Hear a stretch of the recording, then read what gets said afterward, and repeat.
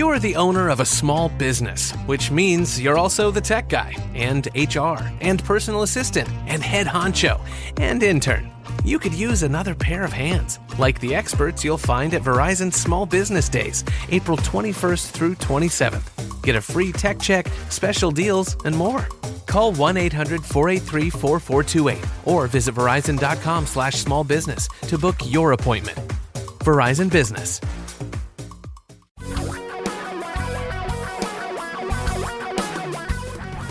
Reality radio for a really great future. We're talking real money. Wow, another Saturday, another wonderful opportunity to make money easier to work with and thereby actually make you more money down the road. If you don't make the big mistakes that keep people from really getting ahead, you're going to improve your chances dramatically. And we're going to talk about a lot of those decisions and choices you need to make, how you can make them better. And we're going to go over the things that particularly concern you because you call us and tell us what those are by calling 855-935-TALK, 855-935-8255. I am Don McDonald. Over there, talking right up until the music came on, Tom Cock. Yes. What? Oh, now I won't say anything. Now we're live. Now I you're won't just say going to darn be quiet. word. You know, it's like, That's not funny. That you know what yeah, people it been is asking funny, me about. actually, in a strange sort of way. People been saying, What? "Hey, wait, I don't want to invest now. The market's at a record high.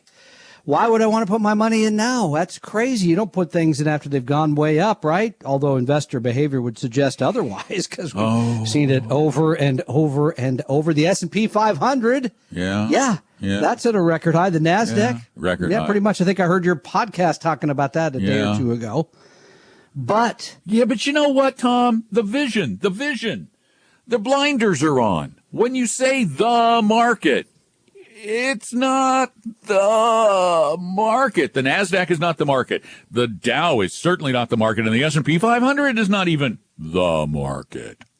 No, and so let's talk a little bit about that. The S&P 500 is 500. 500. Isn't it the S&P 500? Yeah, 500 stocks, large companies in the great United States of America. There are somewhere between 13 and 14,000 stocks globally that you could trade. There's more than that. There's some that are bankruptcy, et cetera. Give me that S&P 14,000. I want the S&P 14,000. But listen, okay, so you talked about record highs. The Standard & Poor's 500, that's at record highs, driven by, as we already have talked about last week, basically 5 stocks. There's a lot of stocks that have not enjoyed a big run up, even in the S&P 500. I don't want to go into the 5 again. It's boring. But here's the part that's not. Here's the part that's because we've talked about Apple and Microsoft and bored with blah, this. blah, blah, blah. Yeah, that's disgusting.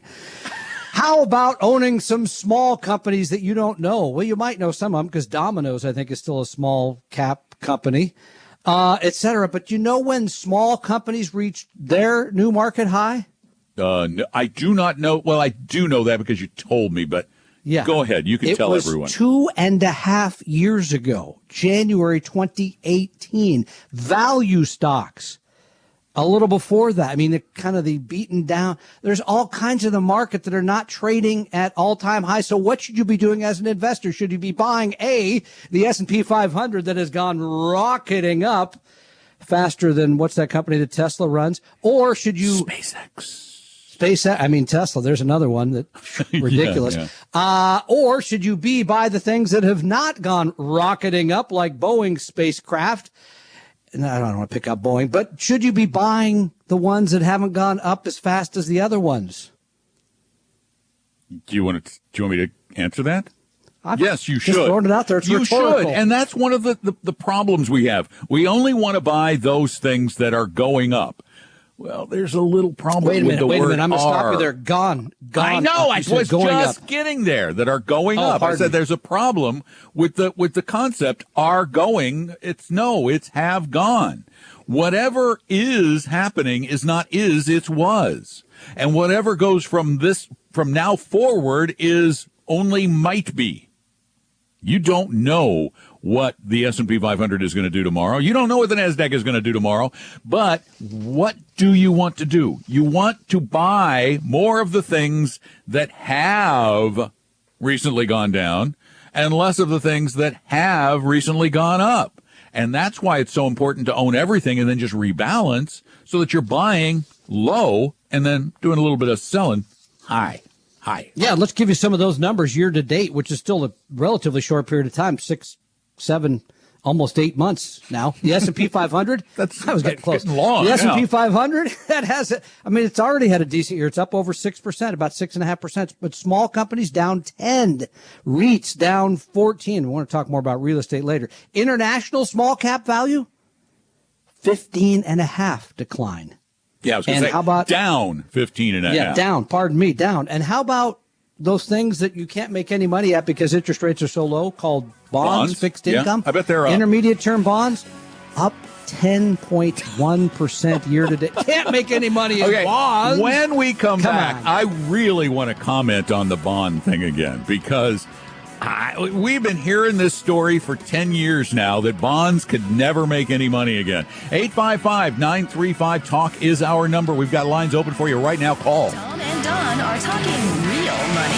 At Vestry, we want to help everyone reach the best financial future. That's why we offer free meetings with our advisors with no obligation and no sales pitch. Set up yours today at Vestry.com or call 800-386-3004. For your real life and real future, Tom and Don are talking real money.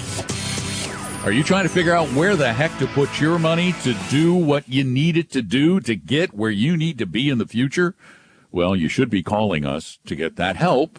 And also, one of the things we find, it happens a lot, is you call us, we are glad you call us, but you call us after the horse has already left the barn that the door was open on. You know, it's like... Don't we have something new? Come on, that's like 200 years old. That's like 19th century or something. Come on. Right after the garage door was left open and somebody stole your Porsche. Okay. That's my Honda. Your you mean. Honda. Okay. All right. Or my Nissan. Yeah. But I'm hoping you guys are wealthier than we are. Exactly. What was I going to say? Oh, well, call us before you leave the garage door open and the keys in the car. 855-935-TALK. 855-935-8255. It's funny, in our little town here, the sheriff's deputy, we're always having people's cars broken into. Really? All the time. They break in because people leave their iPad on the front seat. Just sitting there. Take it. Yeah. And he said 90% of the time the door was left unlocked. Makes it. Is that really breaking in? He goes, if you reach in and grab it, I don't know. Are you trying to make it easy for them? If they just go and the kid pulls on the handle and goes, oh, it's open and there's an iPad. Okay. I think I'll take that home. Mom and Dad won't get me one. So, call before bad stuff happens. 855-935-TALK, 855-935-8255. We were talking before the break about what the rest of the market has done. You keep hearing people say the market is at new highs. The NASDAQ's at new highs, the S&P 500. Oh, and by the way, just to reiterate this, I said it in the podcast.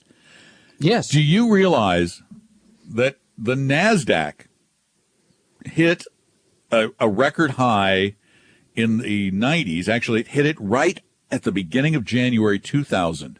It hit this record high in the 4,000s. And then it took 18 years? 14 years. Yeah, it's a long time. 14 years for it to get back to where it was in January of 2000. You want to bet on technology? Go right ahead. 14 years, a long time to get your money back. But the thing is, and then I hear from people, and we hear this all the time, well, I don't want any of my portfolio on that bad international stuff. The international markets are down about 4% this year. Would you rather be where the market is up or where the market is down? We're not saying you should put it all there, but you see the point in owning a diversified portfolio. You don't have all your eggs in a basket like the NASDAQ that took 14 years to recover at one point. And you should have, depending on where you are in your life, most people should have some fixed income, some bonds, right? Bonds have more of a guarantee nature to them because they're actually a piece of paper that say they'll pay you back at a certain interest rate. Stocks have none of that. If you buy the right ones, you should get your money back with the interest promised.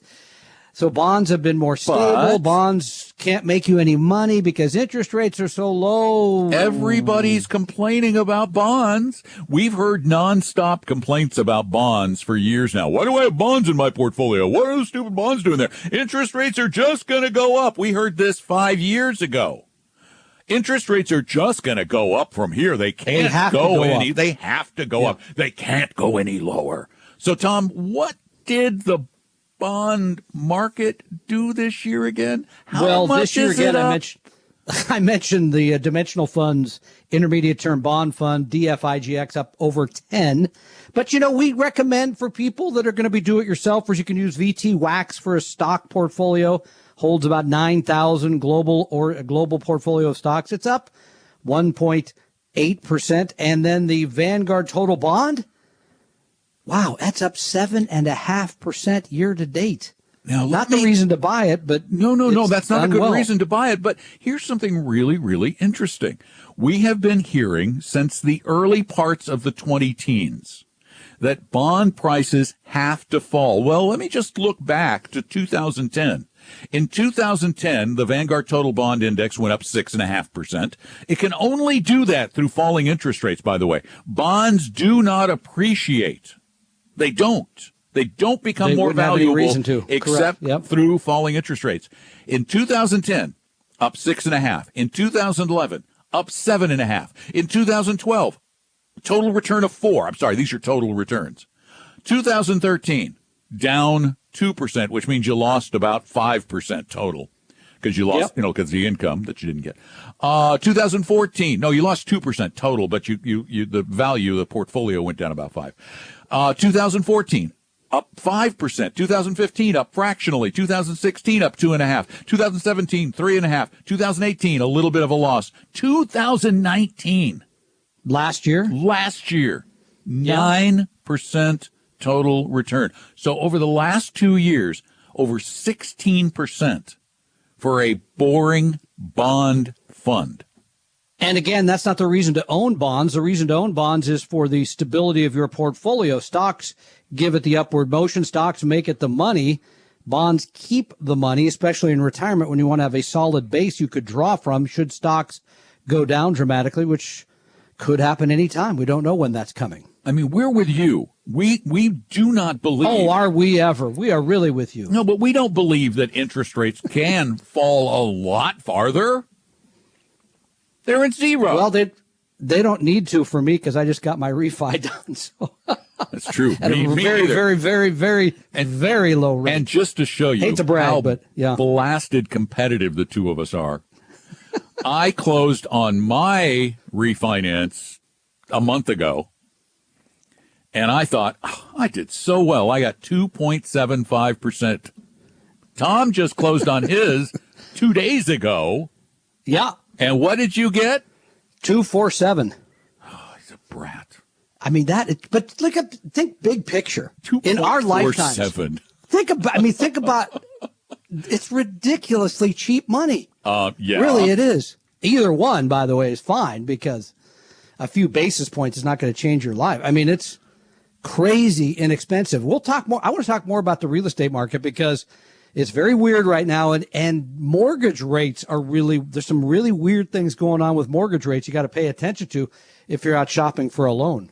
Yeah, but I got to tell you, historically, there has never, in the history of money lending, there have never been interest rates this low. Never. Is that true? That's true. Mortgage rates have never. This is the lowest level ever in the history of mortgages. And that's incredible. So we're going to talk more about real estate. We should actually probably talk about it this hour since we mentioned this this hour. Why not? Because you really take it up unless somebody gets in the way. You really do have some great opportunities. And if you're one of those folks who's been sitting around with a 4.5 or 5 or even a 6% mortgage for a few years, no brainer. If your credit's anything above a 600, rush right out. And you have a pulse and possible employment. And a job. But bear in mind, one of the things we'll mention later, but bear in mind, This is not like the 2000s when anybody literally with a pulse could get a mortgage. It's a lot harder, as both of us can attest. 855-935-TALK. Call now. Tom and Don are talking real money. If you're sick of your self-interested financial advisor and are looking for a 100% fiduciary low-fee investment advisor, call my firm Vestory at 800-386-3004 or visit us at vestory.com. Your guides to a really great financial future. Tom and Don are talking real money.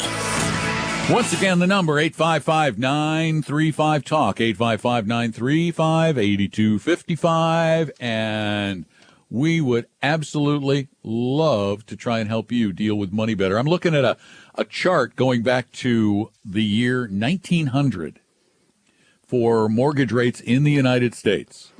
In the year 1900, mortgage rates were right about 5%. And there's probably not very many people listening today that were getting mortgages. Not too many. For those of you playing at home, it's 120 years ago. So, in the 1930s, they fell from about 6% down to a little bit below 5%.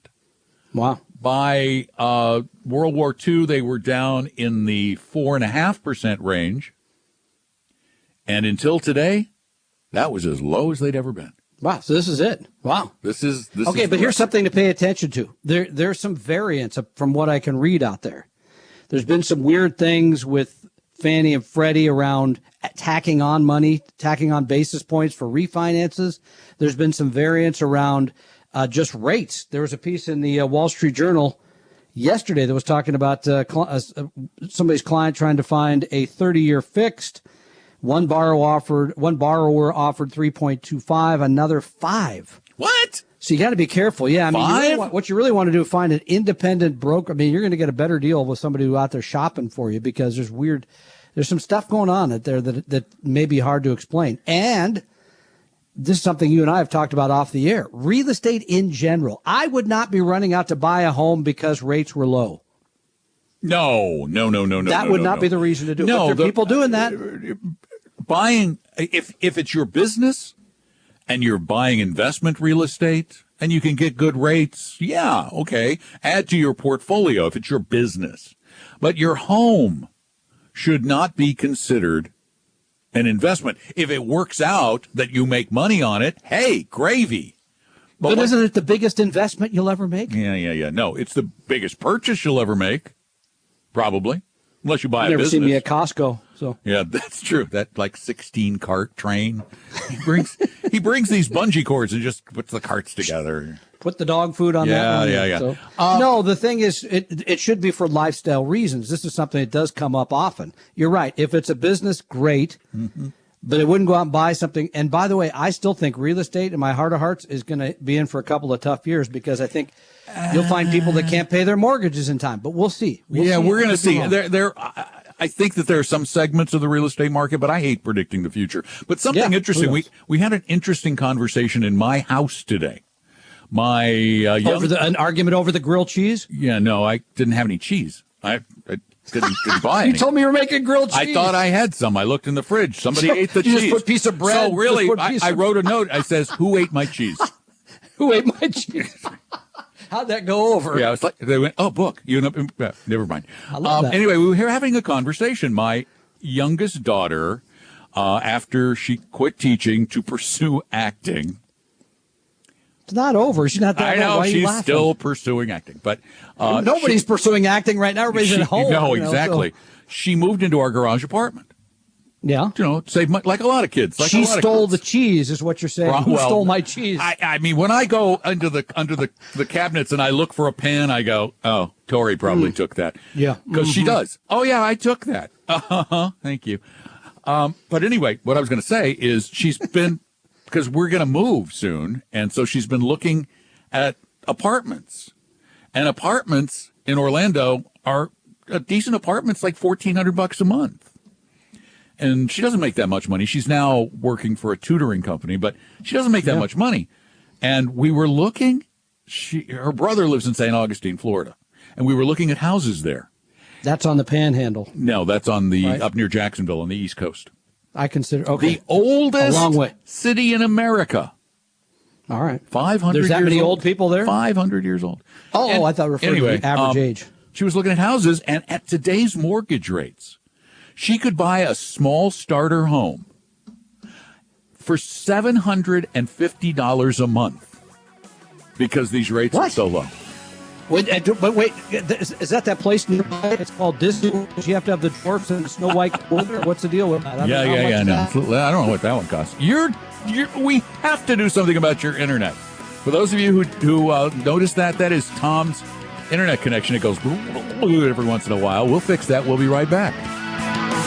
Tom and Don are talking real money. Did you know I wrote a book? Yeah, about 10 years ago, I wrote a book about investing. Financial Physics, with an F, How Money and Investing Really Work. It's a short read. It's a really easy read because, well, as you know, investing is way too easy to be this complicated. And it's been on sale for a long time at Amazon. I updated it in 2018 to a new version. But if you don't want to buy it, you can go buy it at Amazon. It's $10. But if you don't want to buy it, if you want it free, well, you can get it free two ways. One, you can get a PDF copy by going to talkingrealmoney.com/free. talkingrealmoney.com/free. If you don't put in the /free, you can't find it. The other way is if you have an iDevice, like an iPhone or an iPad or a Mac, you can go get an interactive version of the book, a special edition that I made that's actually interactive, that's got videos and motion and things going on, and that's also free. Just look for Financial Physics, FYSICS, in the Apple Bookstore or Apple Books or whatever they call it now. Or go to talkingrealmoney.com/free, talkingrealmoney.com/free. And I guarantee you'll enjoy the PDF or the iBook or your money back. Check it out, talkingrealmoney.com/free.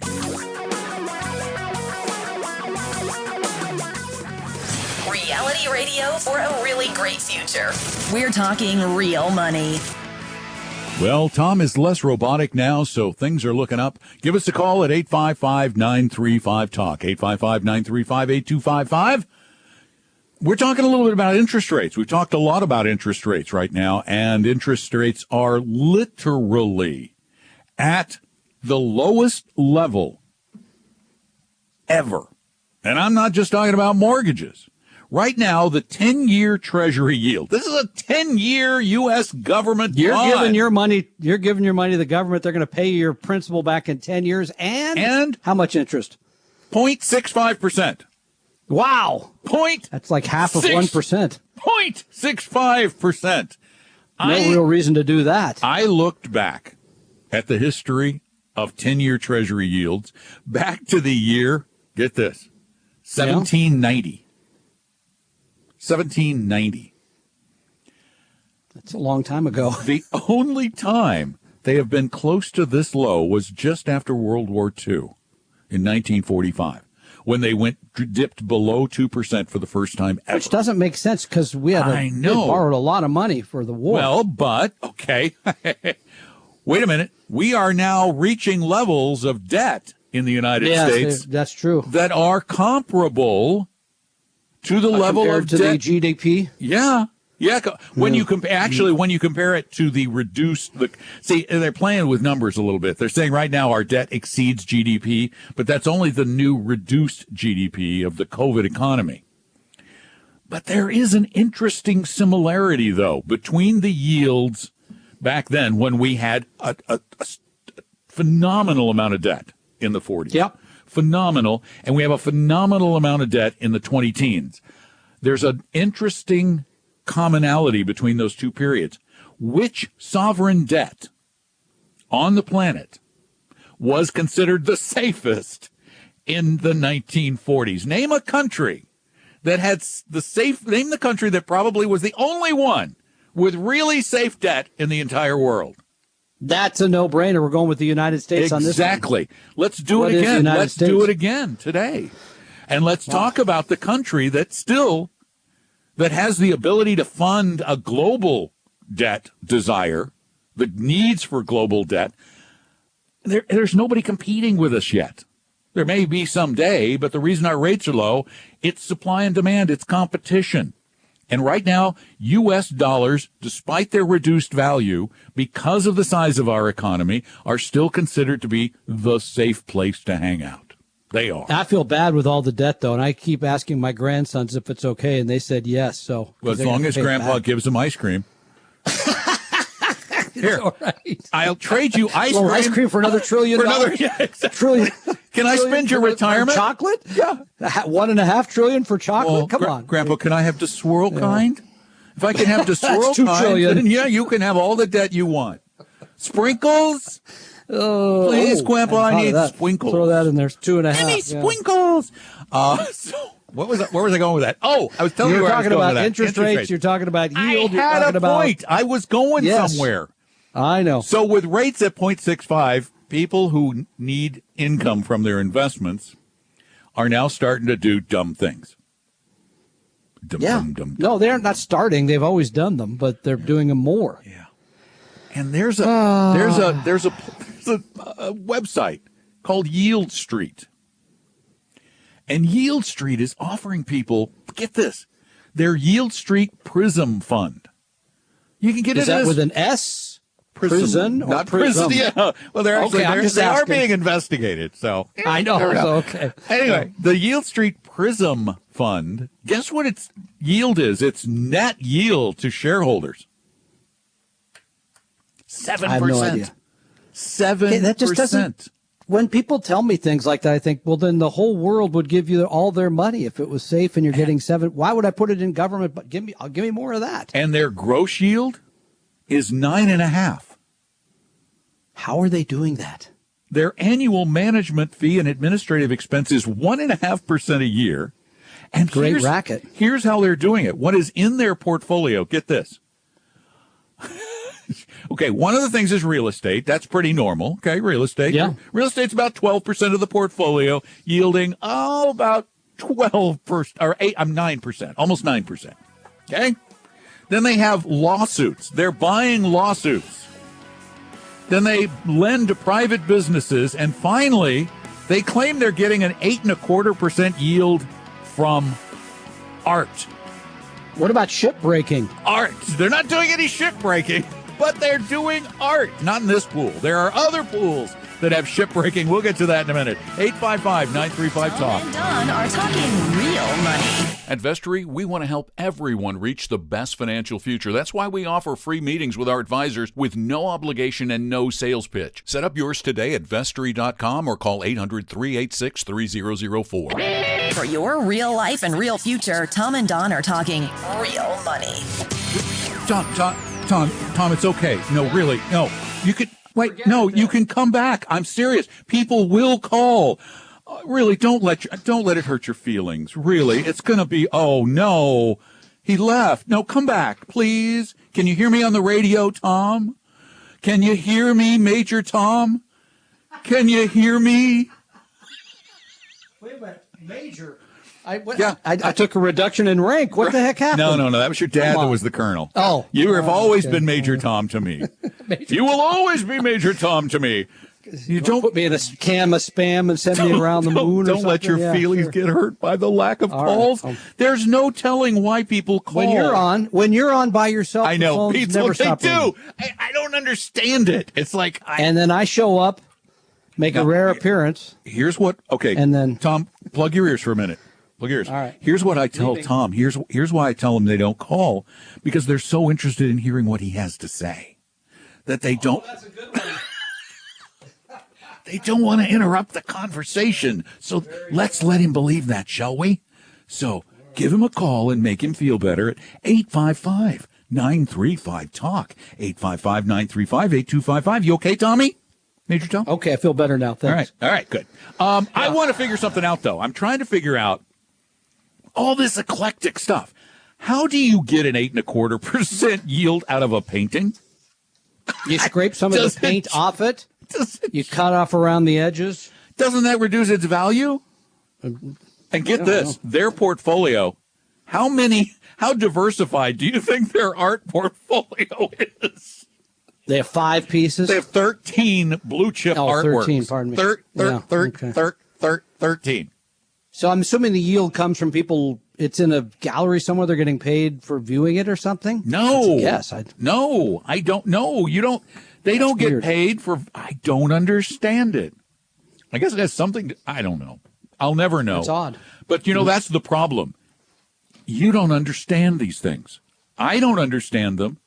You don't understand them. You should never, ever invest in something you don't fully understand. Don't let somebody just explain it to you. No. Because what's our tendency when someone explains something? We go, sure, that makes sense, huh?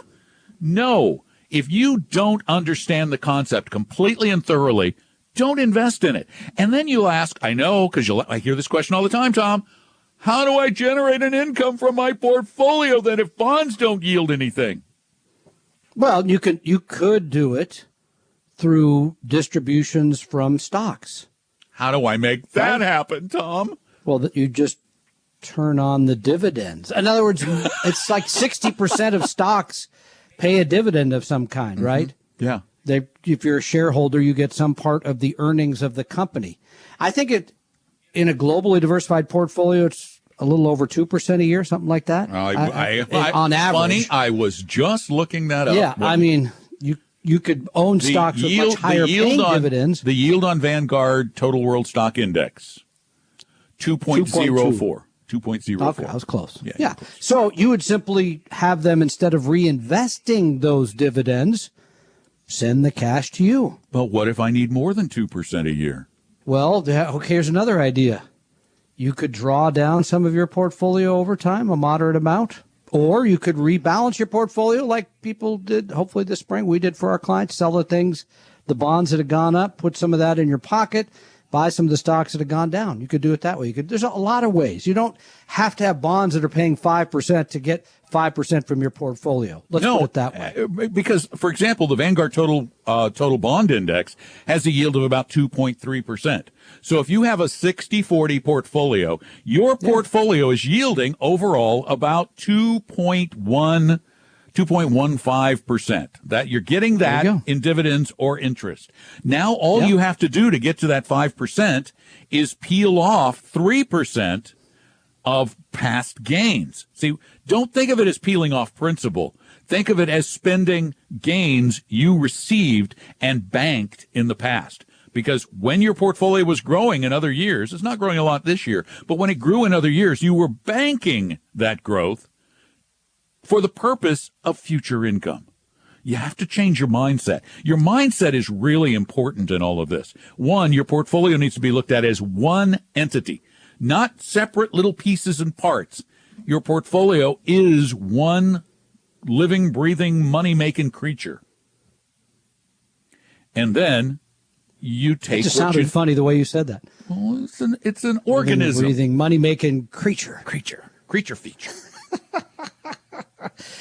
Okay. Yeah, no, I agree. And so, but the first part is to have a strategy and say, what are you trying to achieve? I run into a lot of people that just say, I just want my portfolio to pay me.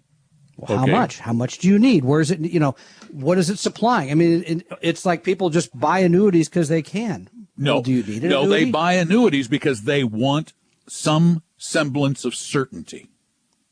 Yeah, I get that. I wouldn't do it, but I get it. No. But you can build yourself though because nothing, no matter what anybody says, is absolutely guaranteed. Even government bonds are not absolutely guaranteed. Governments have failed in the past. So we know that can happen again. It could. Nothing is absolute, but you can get a high degree of certainty by using the academic research that shows you the things that have worked in the past. And that's where we started the hour a bit, Don, because we started off talking about the fact that the S&P 500 and the NASDAQ are at record highs, but there are a lot of stocks that are not. There are a lot of stock markets that are not, and your portfolio should be designed for you.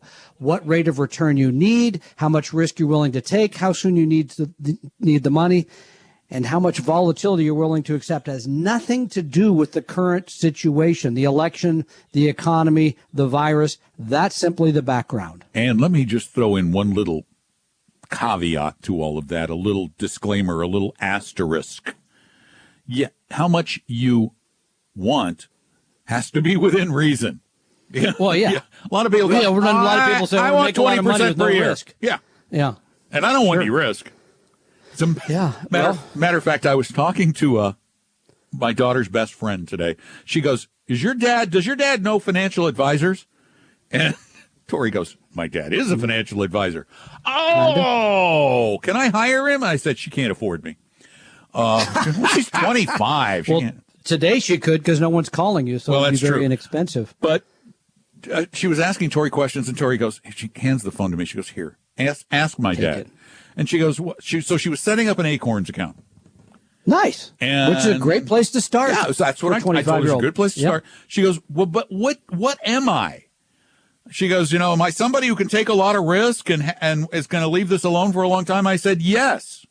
She goes, but I don't want to take risk. 25 years old. But I don't want to take risk. I don't want to lose my money. And I said, that's only if you buy an individual stock that you could lose all of your money. That's what you're thinking. That is the mindset. But I don't want to do what these people do when they buy a stock and they lose everything, like they bought Hertz or whatever. I don't want. How about Kodak? Or Kodak. When I explained to her, I said, okay, here's the deal. You're thinking, this is not money you're going to need today. You're taking it, when you spend $4.40, you're putting 60 cents into this fund. This is money you would have blown off anyway in a pile of change. You're going to leave this until you retire. Don't touch it. But can I take it out if I want? I said, yeah, you can take it out if you want, but don't. Forget it's there. And then you can take the risk. And that's something we all need to get. 855-935-TALK's our number. We'll be back. Tom and Don are talking real money.